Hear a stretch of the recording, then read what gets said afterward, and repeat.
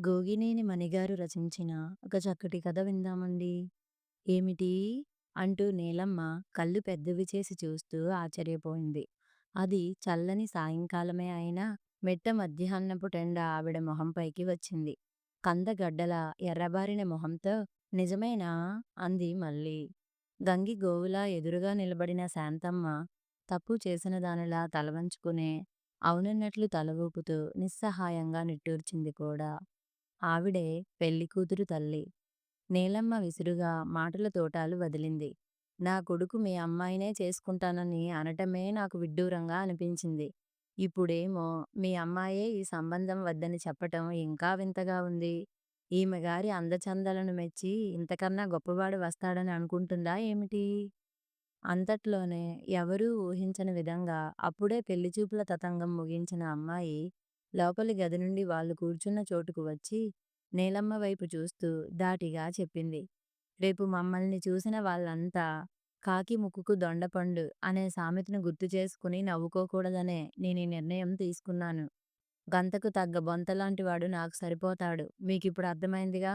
ఇక మీ కొడుకు ఎందుకు కోరి వచ్చాడో నేనెలా చెప్పగలను? మీరే అడిగి తెలుసుకోండి. ఆ అమ్మాయి ఆ 2 మాటలు చెప్పేసి ఒక్క నిమిషం కూడా ఆగకుండా లోపలకు రివ్వున వెళ్ళిపోయింది. నీలమ్మ కొడుకు వైపు నిరసనగా చూసి, బాగానే అయిందిగా, ఇక వెళ్దాం పద అంటూ లేచి నిలబడింది. అతని తల్లితో ఒక్క నిమిషం ఉండమ్మా అంటూ ఆ అమ్మాయి వెళ్ళిపోయిన గది వైపుగా వెళ్ళి 2 నిమిషాల్లో తిరిగి వచ్చాడు. చిరునవ్వుతో ఆ అమ్మాయి పెళ్లికి అంగీకరించిందమ్మా. ఇక పెళ్లి ఎప్పుడు, ఎక్కడ లాంటి విషయాలన్నీ మీ పెద్దవాళ్ళు నిదానంగా మాట్లాడుకోవచ్చులే అన్నాడు. నీలమ్మ ఓ క్షణం కొడుకువైపు విచిత్రంగా చూసి రుసరుసలాడుతూనే కొడుకును అనుసరించింది. ఇంటికి రాగానే ఆ అమ్మాయికి ఏం చెప్పి ఒప్పించావురా అంటూ నిలదీసింది. తల్లి కోపం చూసి విశ్వం నవ్వేశాడు. గంతకు తగ్గ బొంతలా మారటానికి నేను నా రూపురేఖల్ని ఎలా మార్చుకోవాలో చెప్పమని ఆ అమ్మాయినే సలహా అడిగాను. నా వైపు ఆశ్చర్యంగా చూసి, నేనేదో ఉద్యోగం చేసి బాగా సంపాదిస్తున్నానని అనుకుంటున్నారేమో. నాది చాలా చిన్న ఉద్యోగం అని, అది కూడా పెళ్లి తర్వాత మానేస్తానని చెప్పింది. నేను నాకేం అభ్యంతరం లేదన్నాను. ఉద్యోగం చేయటం మానటం అనేది పూర్తిగా తన ఇష్టమేనని చెప్పేశాను. అప్పుడా అమ్మాయి సరేనంది. అసలా అమ్మాయంటే అంత మోజు ఎందుకు వచ్చిందో అది చెప్పు అంటూ మళ్ళీ రెట్టించింది నీలమ్మ. ప్రేమ అంతే అనేసి ఊరుకున్నాడు. ఆవిడకు చిర్రెత్తుకొచ్చినా చేసేదేం లేక మిన్నకుండిపోయింది. అవతల పెళ్లికూతురు కాదాంబరి తల్లిదండ్రులకు కూతురి పెళ్లి విషయం వింతగానే ఉంది. మీ అమ్మాయిని చూడటానికి వస్తున్నామని మధ్యాహ్నం కబురు పంపి సాయంకాలం వచ్చారు తల్లి కొడుకు. వాళ్ళు తమకి 2 వీధుల అవతల ఉంటున్న వాళ్ళేనని వీళ్ళకి అప్పుడే తెలిసింది. తాము పిల్లకి కట్నకానుకలంటూ ఏమీ ఇవ్వలేరు. పిల్ల రూపురేఖలు చాలా సాదాసీదాగా ఉంటాయి. చదువు సంధ్యలు ఎన్నదగినవి కావు. ఏదో షాపులో పనిచేస్తుంది. పెళ్లి కావటం కష్టమేననే అభిప్రాయంతో ఉన్న పిల్ల తల్లిదండ్రులకు ఇలా ఎదురు సంబంధం వెతుక్కుంటూ రావటం విడ్డూరమే అనిపించింది. వయసు మళ్ళిన వాడెవరో అయి ఉంటాడు. పిల్లని చూడటానికి వచ్చినప్పుడు కట్నం ఇవ్వలేని తమ స్థితిగతులు తెలుసుకుని వాళ్ళే వెనక్కి వెళ్ళిపోతారని వాళ్ళు ఊహించారు. అయితే వాళ్ళ అంచనాకి భిన్నంగా అబ్బాయి చిన్నవాడు, అందంగా ఉన్నాడు. మంచి ఉద్యోగమూ ఉందని తెలిసి మరీ ఆశ్చర్యపోయారు. పెళ్లి జరిగిపోయింది. విశ్వం సరదాగా, హుషారుగా ఉన్నాడు పెళ్లిలో. కానీ నీలమ్మ, పెళ్లికూతురు కాదాంబరి మాత్రం ఆ పెళ్లికి కారణం తెలియకనేమో ముభావంగా ఉండిపోయారు. విశ్వం వాళ్ళ ఉదాసీనతను గుర్తించాడు కానీ, తను చేయగలిగిందేమీ లేదన్నట్లు మౌనంగానే ఉండిపోయాడు. కాదంబరి అత్తవారింటికి కాపురానికి వచ్చేసింది. పనులన్నీ సక్రమంగా నిర్వర్తించటం చూసి నీలమ్మ కొంత సంతృప్తి పడింది. తనకి ఆరోగ్యం సరిగా లేనందువలనే ఇలాంటి పనిమంతురాలైన అమ్మాయి అయితే బావుంటుందని కొడుకు అనుకున్నాడేమోనని, పెళ్లికి కారణం అదే అయుంటుందని ఊహించింది. అయితే అది నిజం కాదని ఆమెకి తొందరలోనే తెలిసి వచ్చింది. ఒకరోజు పెరట్లో నుండి నీళ్ల బిందెతో లోపలికి వస్తూ గడప తగిలి కాదాంబరి బోర్లా పడిపోయింది. దాంతో బెడ్ రెస్ట్ తీసుకోవాల్సిన అవసరం ఏర్పడింది. ఏం చేయాలా? ఎవర్ని సాయానికి పిలవాలా అని ఆలోచనలు చేస్తున్న నీలమ్మకు అంతా తను చూసుకోగలనని భరోసా ఇచ్చాడు విశ్వం. కానీ ఆవిడకు నమ్మకం కుదరక నీ వల్ల ఏమవుతుందిరా అంది. కాని ఆ మరునాటి నుండి కొడుకు చేస్తున్న పనులు చూసి ఆవిడ విస్తుపోయింది.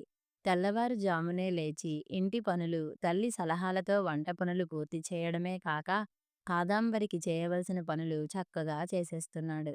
ఒళ్ళు తుడవడం దగ్గర్నుంచి భోజనం చేయించటం వరకు కొడుకు చేయడం చూసి నీలమ్మ ఇలాంటి చాకిరీ చేయాల్సి వచ్చిందేమిటిరా అంటూ నిట్టూరిస్తే, విశ్వం బావుందమ్మా! రోజూ మనల్ని కూర్చోబెట్టి అన్ని పనులు చక్కబెట్టే కాదంబరి కొన్నాళ్ళు మంచం మీద ఉండాల్సి వస్తే ఈ మాత్రం చేయటం కూడా గొప్పేనా? అన్నాడు. ఆ సమాధానం నీలమ్మకే కాదు కాదంబరికి విచిత్రంగానే అనిపించింది. ఇప్పుడు ఇంట్లో వాళ్ళు ముగ్గురే కాకుండా ఇంకో చిన్న పిల్లాడు ఉన్నాడు. ఆ పిల్లాడి పనులన్నీ మంచం మీద నుండే కాదంబరి చెబుతుంటే విశ్వమే తల్లి సాయంతో చేసేస్తున్నాడు. ఆ మధ్య విశ్వం పిలుపుతో ఆ ఇంటి అల్లుడు కాంతారావు వీళ్ళింటికి వచ్చాడు. 5, 6 ఏళ్ల క్రితం విశ్వం అక్కయ్య యాక్సిడెంట్లో చనిపోయింది. కాంతారావుకి మళ్ళీ పెళ్లి చేయాలని అతని పెద్దవాళ్ళు ప్రయత్నాలు చేస్తుంటే, చాలా సంబంధాలు అతని 3 ఏళ్ల కొడుకును చూసి వెనక్కిపోయాయట. ఈ విషయం తెలిసిన విశ్వం అతనిని ఓసారి పిల్లాడిని తీసుకురమ్మని పిలవడం జరిగింది.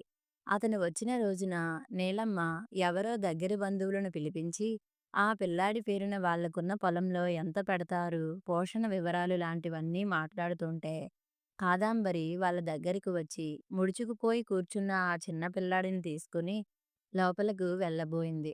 నీలమ్మ కాదంబరితో ఏ విషయమూ తేలకుండానే ఇంట్లోకి తీసుకువెళ్తున్నావెందుకు అని నిలదీసింది. వీడికి వయసులో కావాల్సింది అమ్మ లాలన మాత్రమే. అది నేనివ్వగలను. ఇక ఆస్తిపాస్తుల వ్యవహారం మీ పెద్దవాళ్ళు చూసుకోండి. దానితో నాకేం సంబంధం లేదు. పిల్లాడు పెద్దయ్యాక స్వతంత్రంగా బతకగలిగేలా చదువు సంధ్యల బాధ్యత చూసుకుంటే సరిపోతుంది అని కాదంబరి చెప్పేసింది. కాంతారావు వెంటనే లేచి నిలబడి, నా పిల్లాడికో బంధం ఏర్పడింది. వాడి గురించి నాకిక దిగులు లేదు. ఇక పొలం ఎంత ఏమిటి అనే విషయాలు పెద్దలు ఎలా అంటే అలాగే చేస్తాను. కాదనేదేం లేదు అంటూ వెళ్ళిపోయాడు. అలా వాడి పెంపకం కాదంబరి చేతుల్లోకి వచ్చేసింది. ఆ రోజు గదిలో కూర్చున్న తల్లి దగ్గరకు వచ్చి విశ్వం హుషారుగా చెప్పాడు.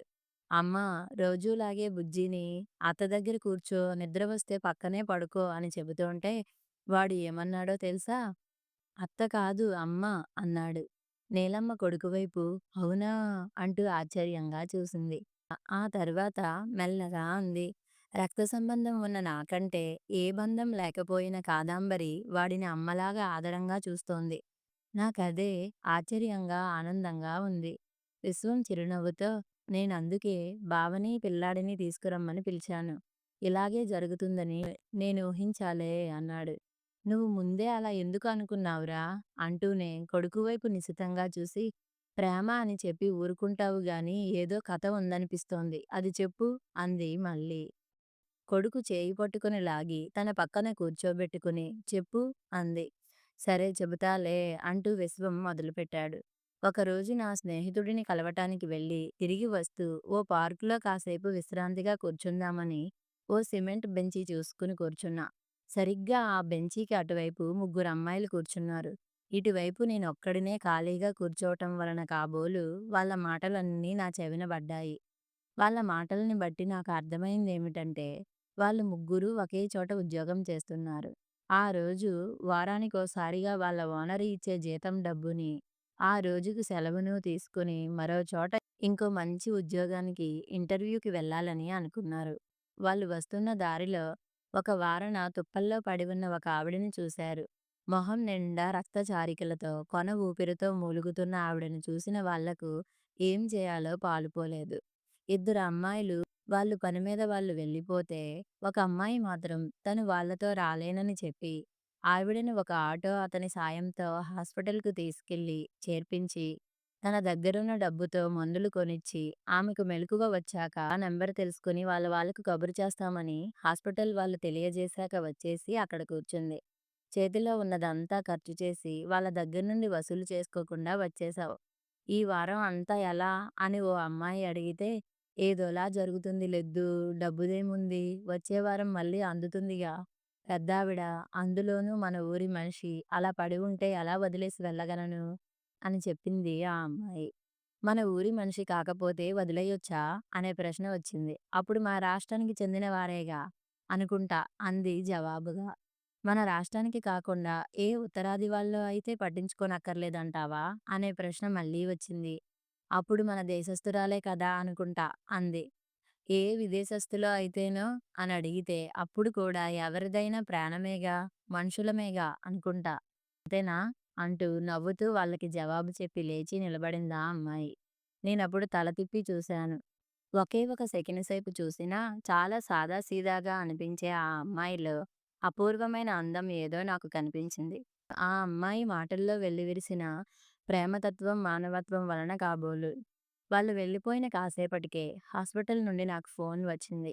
మీ అమ్మగారు ఎక్కడికో వెళ్తుంటే దొంగలెవరో మెడలోని గొలుసు కోసం గాయపరిచి రోడ్డువార తుప్పల్లోకి లాక్కెళ్ళి పడేసిపోయారు. ఎవరో అమ్మాయి చూసి ఇక్కడ చేర్పించింది. ఇప్పుడే ఆమెకు మెలకువ వచ్చింది అని చెప్పారు.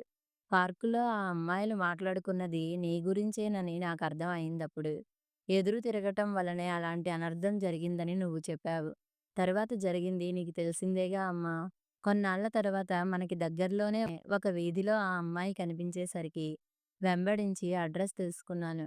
నీ మొహం నిండా రక్తపు మరకలు ఉండటం వలన నిన్ను చూసినప్పుడు కాదంబరి గుర్తుపట్టలేదేమో అంటూ ముగించాడు విశ్వం.